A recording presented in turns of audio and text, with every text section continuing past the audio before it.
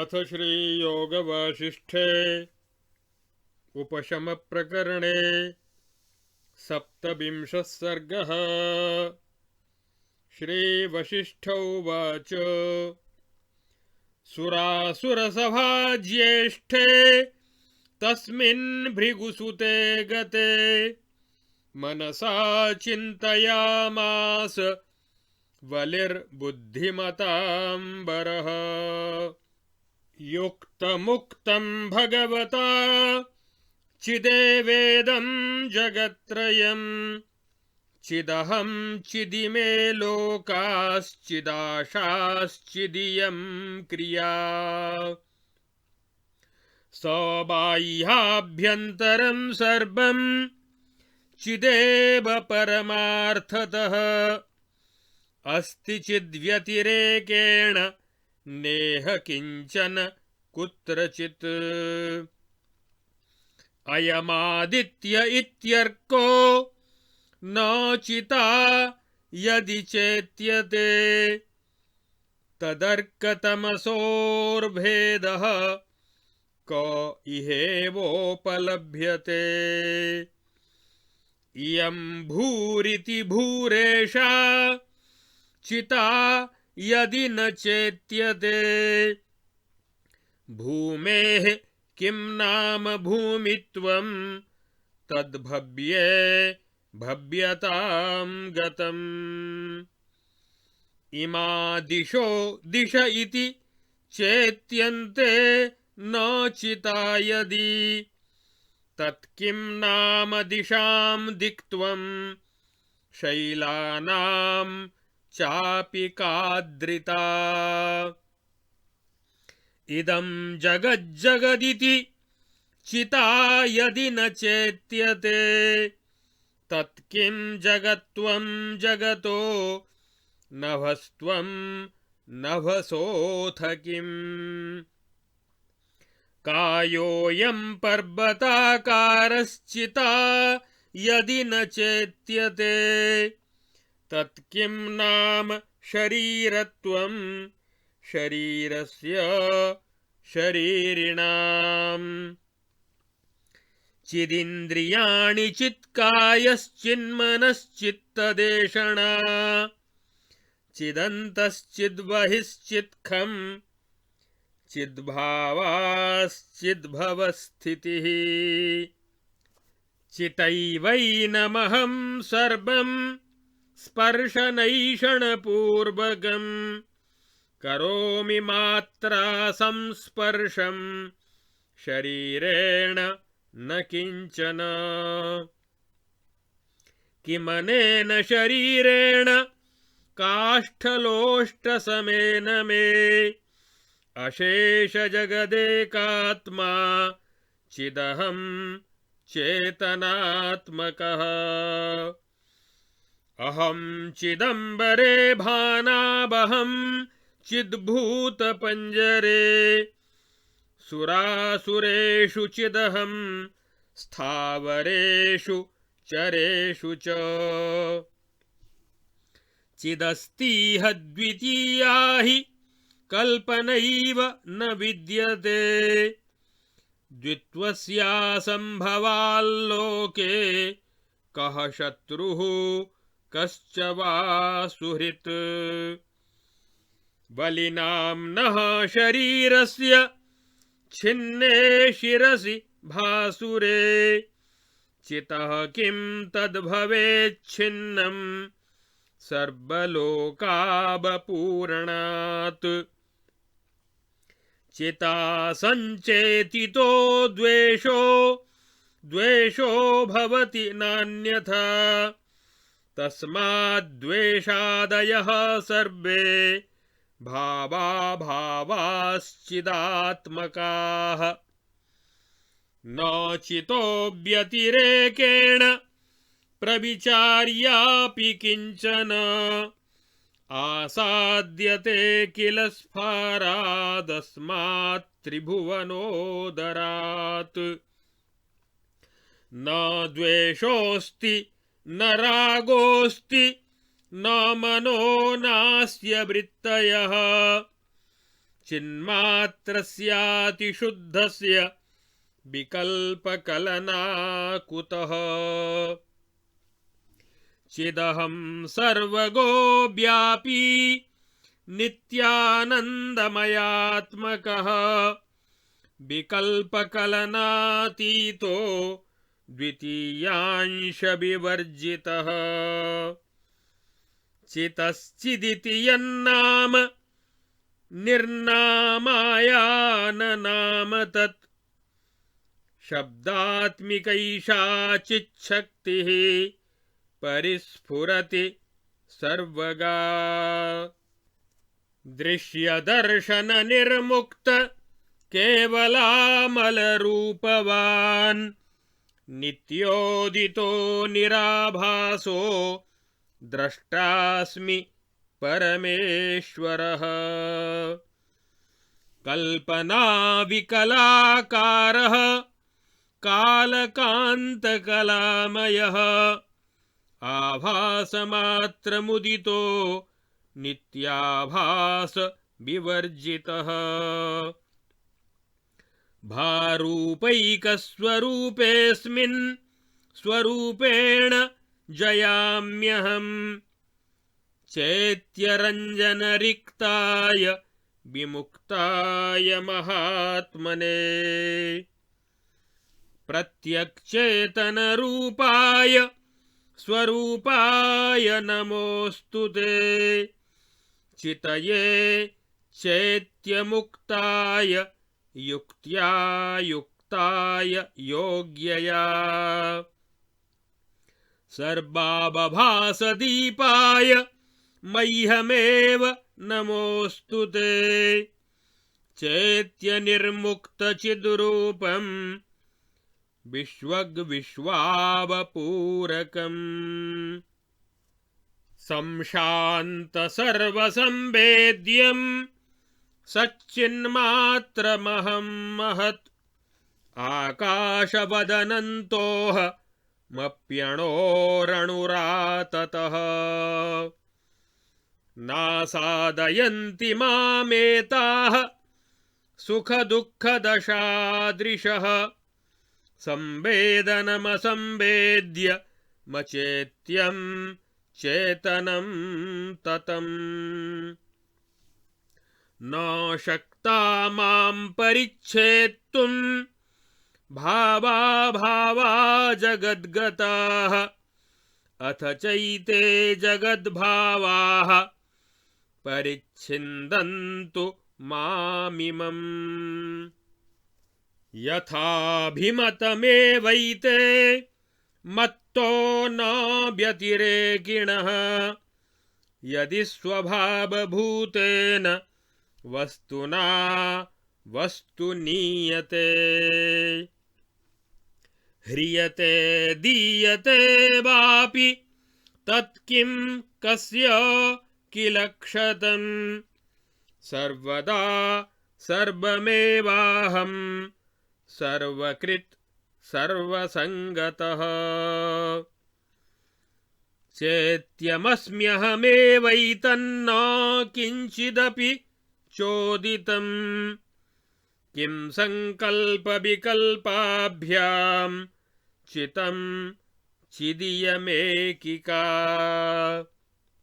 संक्षोभयाम्यहं तावच्छाम्याम्यात्मनि पावने इति संचिन्तयन्नेव बलिः परमकोविदः।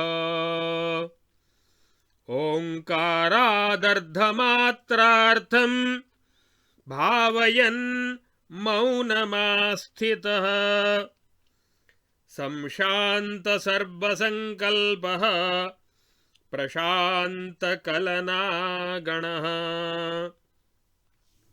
निःशङ्कमपि दूरास्तच्चेत्यचिन्तकचिन्तनः ध्यातृध्येयध्यानहीनो निर्मलः शान्तवासनः। बभूवावातदीपाभो बलिः प्राप्तमहापदः उपशान्तमनास्तत्र रत्नवातायने बलिः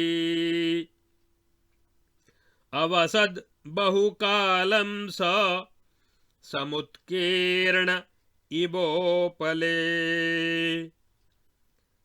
प्रशमितैषणया परिपूर्णया मननदोषदशोज्झितयैतया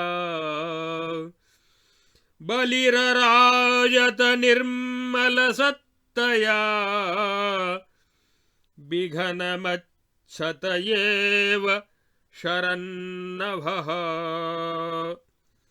इत्यार्षे श्रीवासिष्ठमहारामायणे वाल्मीकीये देवदूतोक्ते मोक्षोपायेषु उपशमप्रकरणे बलिविश्रान्तिर्नाम 27 सर्गः। अथ 28 सर्गः। श्रीवसिष्ठ उवाच अथ ते दानवास्तत्र बलेरनुचरास्तदा तद्गेहं स्फाटिकं सौध मुच्चैरारुरुः क्षणात् डिम्भाद्या मन्त्रिणो धीराः सामन्ताः कुमुदादयः सुराद्याश्चैव राजानो वृत्ताद्या बलहारिणः हयग्रीवादयः सैन्याश्चाक्राजाद्याश्च बान्धवाः लडुकाद्याश्च सुहृदो बलूकाद्याश्च लालकाः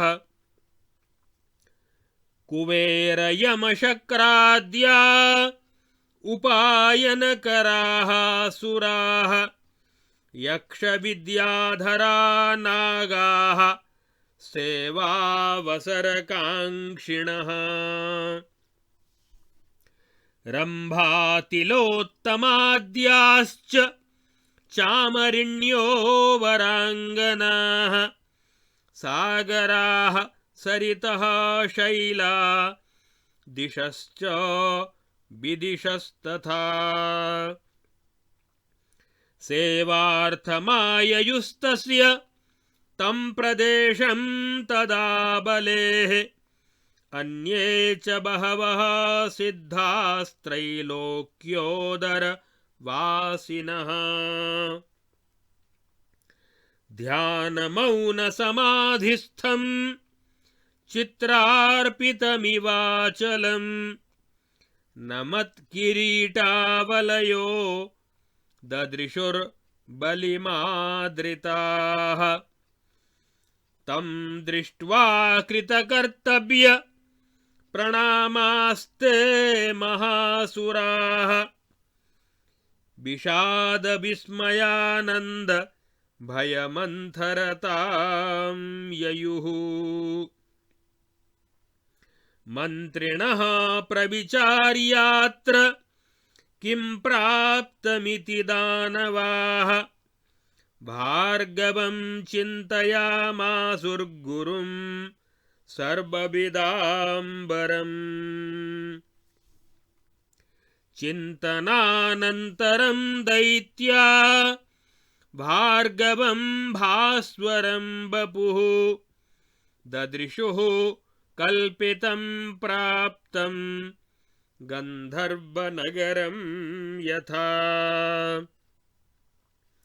पूज्यमानोऽसुरगणैर्निविष्टो गुरुविष्टरे ददर्श ध्यानमौनस्थं भार्गवो दानवेश्वरम् विश्रम्य सक्षणमिव प्रेमवानवलोक्य च वलिं विचारयन् दृष्ट्वा परीक्षीण भवभ्रमम् देहरश्मिशतैर्दत्तदीप्तिभिः क्षीरसागरम् क्षिपन्निव सभामाह हसन् वाक्यमिदं गुरुः। अतिमात्रमिदं दैत्याः स्वविचारणयैव यत् सम्प्राप्तविमलावासः सिद्धोऽयं भगवान् बलिः। अयं तदेवमेवेह तिष्ठन् दानवसत्तमाः स्वात्मनि स्थितिमाप्नोतु पदं पश्यत्वनामयम्। श्रान्तो विश्राममायातः क्षीणचित्तभवभ्रमः शान्तसंसारनीहारो वाचनीयो न दानवाः। स्व एवालोक एतेन सम्प्राप्तो ज्ञानसङ्कटे शान्तेऽत्र सम्भ्रमे सौरो दिनेनेव करोत्करः। स्वयमेव हि कालेन प्रबोधमयमेष्यति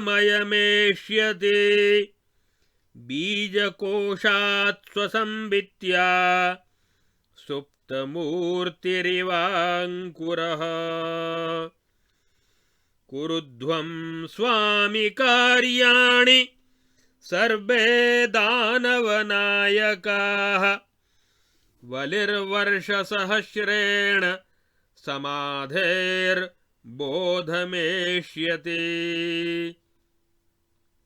इत्युक्ता गुरुणा तत्र हर्षामर्षविषादजाम् दैत्याश्चिन्तां जहुः शुष्कां मञ्जरीमिव पादपाः। वैरोचनि सभासंस्थां विधाय प्राग्व्यवस्थया स्वव्यापारपरास्तस्थुः सर्वम् एवासुरास्ततः। नरामही महीपतयो रसातलम् ग्रहानभस्त्रिदशगणास्त्रिविष्टपम् दिशोद्रयो दिक्पतयश्च कंदरान् वनेचरा गगनचराश्च खं ययुः। इत्यार्षे श्री वासिष्ठ महारामायणे वाल्मीकीये देवदूतोक्तमोक्षोपायेषु उपशमप्रकरणे बलि समाधान वर्णनम नाम 28वां सर्गः। अब 27 और 28वें सर्ग में राजा बलि का शुक्राचार्य के द्वारा दिए गए उपदेश पर विचार करते करते समाधिस्थ हो जाना। और जब दानवों ने देखा कि ये तो बिल्कुल चेष्टा रहित हो गए हैं तो घबरा करके दैत्य गुरु शुक्राचार्य का उन्होंने स्मरण किया। शुक्राचार्य वहाँ पधारे और उन्होंने बलि की सिद्धावस्था को देखकर बताया कि ये तो ब्रह्मीभूत हो रहे हैं, इसलिए आपको चिंता नहीं करनी चाहिए। श्री वशिष्ठ जी कहते हैं, हे श्री राम, देवताओं और असुरों की सभा में श्रेष्ठ माने जाने वाले भृगुनंदन शुक्राचार्य जी के चले जाने पर बुद्धिमानों में श्रेष्ठ बलि ने मन ही मन इस प्रकार विचार किया कि भगवान शुक्राचार्य ने यह ठीक ही कहा है कि ये तीनों लोक चेतन ही हैं, मैं चेतन हूँ, ये सब लोग चेतन हैं, दिशाएं चेतन हैं और ये सब क्रियाएं भी चेतन ही हैं। वास्तव में जगत के बाहर और भीतर सब कुछ चेतन ही है। चेतन के अतिरिक्त यहाँ कहीं कुछ भी नहीं है। इंद्रियां चेतन है, शरीर चेतन है, मन चेतन है, उसकी इच्छा चेतन है, भीतर चेतन है, बाहर चेतन है, आकाश चेतन है, समस्त भाव पदार्थ चेतन है तथा इस जगत की स्थिति भी चेतन ही है। अर्थात जो कुछ भी है वह एक सच्चिदानंद घन परमात्मा का ही स्वरूप है। वहाँ केवल चेतन ही चेतन है, दूसरी कोई कल्पना ही नहीं है। संसार में जब द्वैत की संभावना ही नहीं है, अर्थात एक चेतन परमात्मा के सिवा दूसरी किसी वस्तु की सत्ता ही नहीं है, तब कौन किसका शत्रु है और कौन किसका मित्र। बहुत विचारने से भी इस विशाल त्रिलोकी के भीतर चेतन से अतिरिक्त दूसरी कोई वस्तु सिद्ध नहीं होती। उस अतिशय शुद्ध सच्चिदानंद परमात्मा में न द्वेष है, न राग है, न मन है और न उसकी वृत्तियां ही हैं। फिर उस चिन्मय परमात्मा में विकल्प की कल्पना हो ही कैसे सकती है। मैं सर्वत्र विचरने वाला व्यापक नित्यानंदमय विकल्प कल्पना से रहित तथा द्वैत से शून्य सच्चिदानंद घन परमात्मा ही हूँ। मैं आकाश के समान सर्वत्र व्याप्त अनंत और सूक्ष्म से भी सूक्ष्म हूँ। इसलिए ये सुख दुख आदि की दशाएं मेरे पास भी नहीं फटकने पाती। इस प्रकार विचार करते हुए परम विवेकी दैत्यराज बलि ओंकार से प्रकट हुए उसकी अर्धमात्रा मकार के अर्धभूत तुरीय परमात्मा का चिंतन करने लगे और चुपचाप समाधिस्थ हो गए। उस समय बलि के सारे संकल्प शांत हो गए, समस्त कल्पनाएं विलीन हो गईं। उनके भीतर किसी प्रकार की शंका नहीं रह गई। वे ध्याता, ध्येय और ध्यान से रहित हो गए। उनकी बुद्धि से चैत्य, चिंतक और चिंतन की त्रिपुटी दूर हो गई। वे निर्मल और वासना शून्य होकर वायु रहित स्थान में रखे हुए दीपक की लौ के समान निश्चल हो गए। वे महान पद परमात्मा को प्राप्त हो गए थे। उनका मन सर्वथा शांत हो गया था। वे वहां रत्न निर्मित वातायन खिड़की में दीर्घ काल तक उसी तरह अविचल भाव से बैठे रहे मानो प्रस्तर में खुदी हुई मूर्ति हो। हे रघुनंदन, तदनंतर बलि के अनुचर दानव लोग स्फटिक मणि के बने हुए उनके महल की ऊंची अट्टालिका पर क्षण भर में चढ़ गए।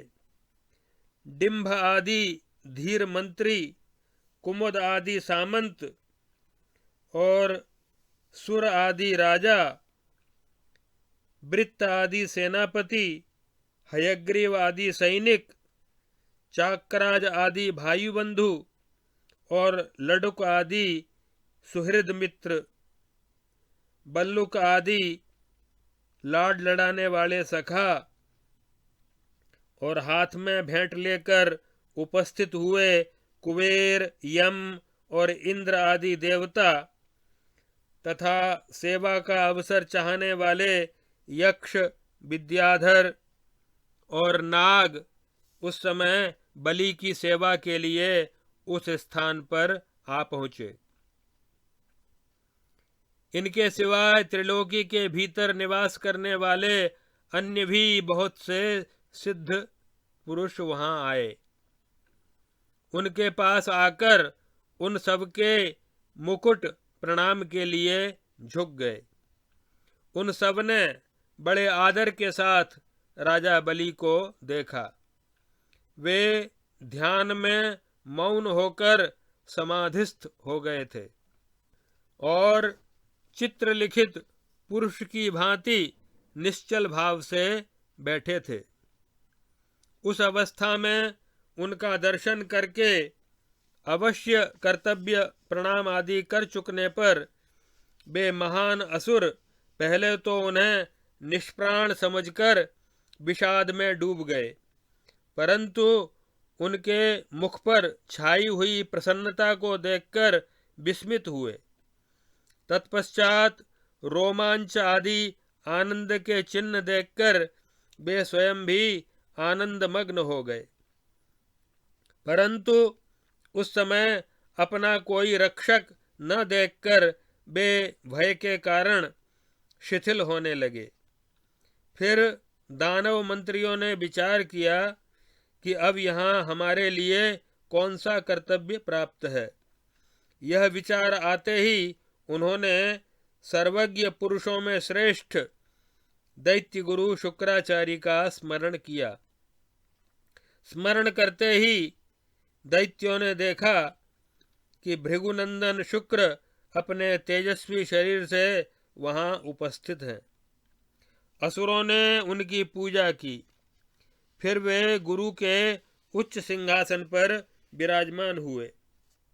तदनंतर शुक्राचार्य ने दानवराज बलि को देखा, जो कि मौन भाव से ध्यान मग्न होकर बैठे थे। क्षण भर विश्राम करके शुक्राचार्य ने बड़े प्रेम से बलि की ओर देखा और विचार करके वे इस निश्चय पर पहुंचे कि बलि का संसार रूपी भ्रम नष्ट हो गया है। तत्पश्चात गुरु ने उस दैत्य मंडली से कहा, हे दैत्यों, ये ऐश्वर्यशाली बलि अपनी विचारधारा से ही विशुद्ध परम पद को प्राप्त होकर सिद्ध हो गए हैं। यही अतिशय शांतिमय परमानंद है। दानव शिरोमणियों, ये इसी तरह समाधि में स्थित होकर अपने परमानंद स्वरूप आत्मा में नित्य स्थिति को प्राप्त हों और निर्विकार परम पद का साक्षात्कार करें। हे दानवों, जैसे थके हुए पुरुष को विश्राम मिले, उसी प्रकार ये बलि भी चित्त की भ्रांति से रहित होकर परम विश्राम को प्राप्त हुए हैं। इनका संसार रूपी कुहरा अज्ञान शांत हो गया है। अतः इस समय तुम लोग इनसे बातचीत न करो। जैसे भूतल पर रात्रि के अंधकार एवं निद्रा आदि के शांत होने पर दिन में सूर्य की किरणों का समुदाय प्राप्त होता है, उसी प्रकार इनका अज्ञान युक्त भ्रम दूर हो जाने पर अब इन्हें अपना ही प्रकाश प्राप्त हुआ है। समय आने पर ये स्वयं ही इस समाधि से जाग उठेंगे। हे दानव नायकों, तुम सब लोग अपने स्वामी के कार्य करो। ये राजा बलि 1 सहस्र वर्ष पर समाधि से उठेंगे। गुरुदेव के ऐसा कहने पर दैत्यों ने हर्ष, अमर्ष और दुख से उत्पन्न हुई चिंता को त्याग दिया तथा पहले की व्यवस्था के अनुसार बलि की राज्यसभा का सुदृढ़ संगठन करके वे सभी असुर यथाधिकार अपने अपने कार्य में संलग्न हो गए। तत्पश्चात मनुष्य भूतल को, नागराज रसातल को, ग्रह अंतरिक्ष को, देववृंद स्वर्ग को, पर्वत और दिक्पाल अपनी अपनी दिशाओं को, वनचर जीव अपनी कंदराओं को और आकाशचारी प्राणी आकाश को चले गए। इस प्रकार महर्षि वाल्मीकि प्रणीत वासिष्ठ महारामायण के देवदूतोक्त मोक्षोपायों में उपशम प्रकरण में बलि की समाधि का वर्णन करने वाला यह 28वां सर्ग पूरा हुआ।